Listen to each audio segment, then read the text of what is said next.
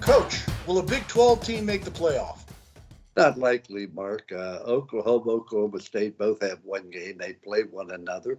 I think Baylor has two losses, might be the best team in the Big 12. Not only that, they're going to have to play a championship game. So it's unlikely that a Big 12 representative will be there. I think Oklahoma was the best chance, but after getting beat last week by Baylor, it really diminishes it. However, they do play Iowa State this week at home. Then they go on the road to beat Oklahoma State, and then they have the championship game. So it's possible, but not likely. Coach, at Texas, the two predecessors of Steve Sarkisian got fired after 2 years. He's lost 5 consecutive games. Now he's got the kiss of death when the athletic director said he's safe. Do you think he is? Well, that's probably the kiss of death that you know, Mark. But I tell you, the loss last week to Kansas was really rather embarrassing. Although, let's give Kansas an awful lot of credit. They've gotten better each and every week.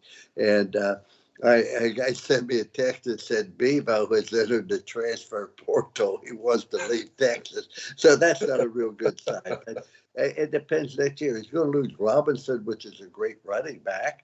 So we'll just have to wait and see. But he has never won a conference championship at any place he's ever been before, Mark. So it doesn't look good in the future.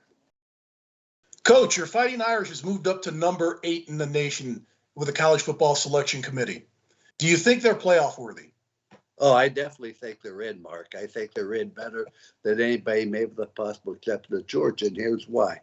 They are number 8. Now, I understand they've only played one ranked team, and that was Cincinnati. They lost that. I also understand they've only played 3 teams with a winning record in Purdue, Wisconsin, and Virginia, and they played Virginia without the great quarterback Armstrong, who's the number 1 offensive leader in the country. But here's why I think they have a chance.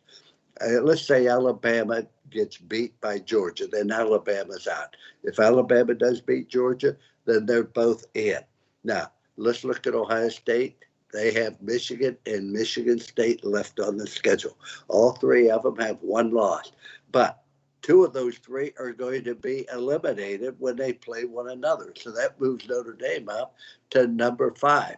And then when you look at the fact that Cincinnati has to play SMU and they have to play Houston, that makes it very, very difficult. In addition to that, when you look at it, Oregon, which is sitting at number 3 right now, they have to go to Utah, and they're an underdog. And if they do beat Utah, chances are they're going to have to play them again in the championship game. And the chance of beating both those teams, along with Oregon State in their last game, are very, very small. So that puts Notre Dame in sort of by process of elimination. So I think Notre Dame is in as strongly as Georgia's in. So you've got this all figured out. Oh, I have it all figured out, Mark. No, that don't run the table.